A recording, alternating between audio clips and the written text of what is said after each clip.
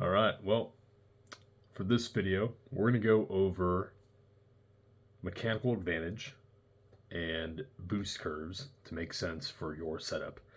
This also includes turbo sizing and why a certain setup might be more reliable than others. And with that, one second. With that, we'll explain not only the reliability choices, but how boost is relative and not the end all for what you're tuning. So if someone says that setup's good for 20 psi of boost, blah blah, 20 psi of boost, we'll just start off with, is not the same for turbo to turbo to turbo because the power being developed on a larger turbo, even if it is more efficient or cooler, is going to be putting more strain on the engine than a smaller turbo running more boost. Simple, right? Okay. So, boost curves. This you can kind of consider as a relevance of RPM versus the engine's efficiency and the turbo's efficiency.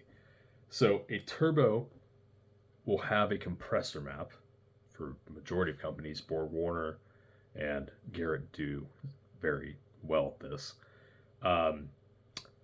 The BorgWarner numbers, if you look at the pounds per minute of airflow, that is generally going to be perceived as 10 pounds a minute of airflow, or 10 times the pounds per minute of airflow is going to be your crank horsepower rating.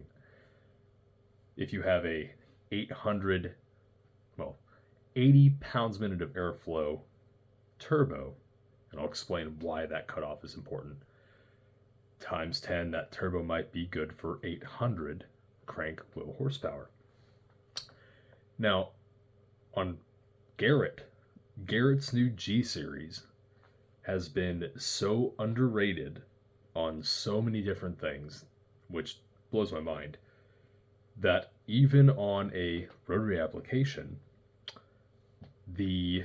let's say we have that same 80 pounds a minute of airflow on a Garrett mapping, that's showing up to be wheel horsepower before the turbos are reaching their thing. So it's almost a factor of 15% or whatever averages out to your drivetrain loss. Personally, I've seen turbos that we thought would be very underrated carry much further, namely the G4900, which I have on 6 cars right now. And it is fantastic. Especially using my staged intake manifold configuration, which I've done in, 6 different videos of the last 7 years. You can see that they are coming to life and just eating. And we're talking reasonable boost levels, mid 20s, low 30s. And anyways, Garrett's numbers are showing to be almost a wheel horsepower when you use that same multiplier of 10. So, peak boost should really be away from your peak torque. Peak torque of the engine, right? Let's say we have a 13B REW. A factory port on that engine is going to make peak torque around 5,600 RPM. And at that point is going to be the most likely place for that engine to have any sort of detonation. So what most tuners will probably do is we'll have a valley of ignition timing around peak torque. And we might know exactly the RPM, we might know whatever it is, and we create a valley of that, okay? Now, in boost, and when to put turbo efficiency into where it's located, Um, we want to make sure that our peak boost will be happening beyond that peak torque location. Um, and this is the mechanical advantage that I was referring to earlier. So the faster the engine spins in a rotary application or in a reciprocating engine, the less overall load that is going through, um, as it is already with inertia. Now, engines will have a parasitic loss that goes up with RPM, but the inertia of all the masses moving around makes it to the point where the engine is easier to make more power as RPM goes up and up and up. So one thing that I would do for a car that wants to have, let's say, a progressive power band. So linear would be like a straight line, progressive would be curving up, right?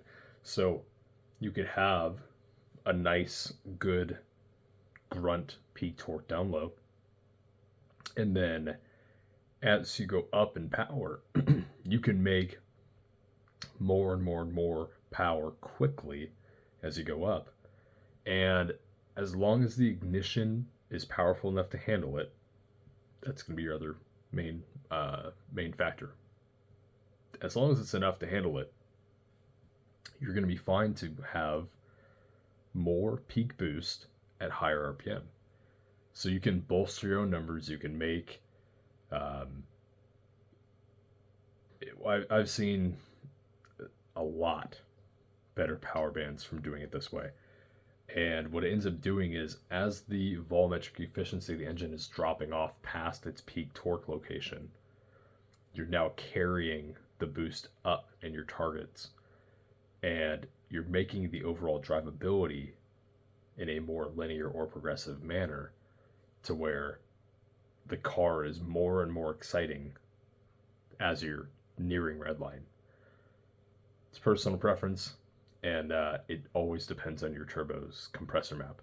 So how do I do it? How do I do the calculations I do to make sure that a given person's needs are being met for their goal, or their goals are being met? So I will say that on a compressor map, we have our surge line, which is the turbos producing more air than the engine can consume. That's the getting up into boost region, and then it would stall and kick back because now the engine can't consume enough air, so it back feeds to the turbo.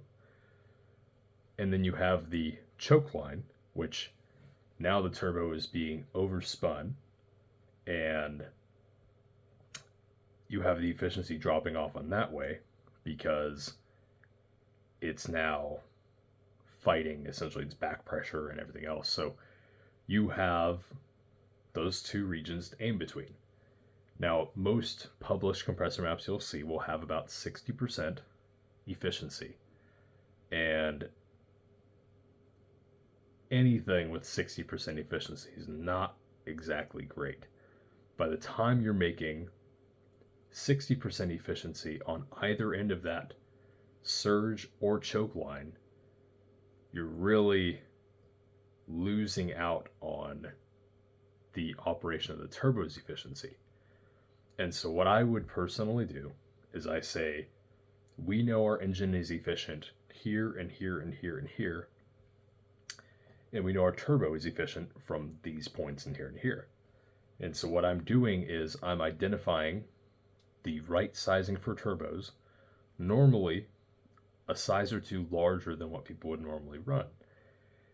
What that does is it pours less heat into the system, and it allows for the longevity of the motor, the turbo, everything to work better. You might have a sacrifice of peak torque, but at the end of the day, if you're pouring less heat into your intercooler, which you should always be running, despite having methanol or whatever fuels, you're going to make an overall better package when the turbo has legs. And that all goes hand in hand with not hitting the power too early. That is where you're going to be creating issues on longevity of a motor. So you can have these great little EFR 7670s on a rotary, and they will come up peak torque at 450 pounds torque at 4,500 RPM or sooner. And you can make that happen. But the problem is that the engine isn't really spinning fast enough, because that RPM is divided by 3. The engine isn't really spinning fast enough to where your mechanical advantage is a safe thing. So what do you have to do as a result? Well, you have to normally retard the ignition, which again pours more heat into the system and lowers the overall engine efficiency, and your overall net makes a package that spikes early, holds heat, and then the top end is anemic. That doesn't sound appealing to me.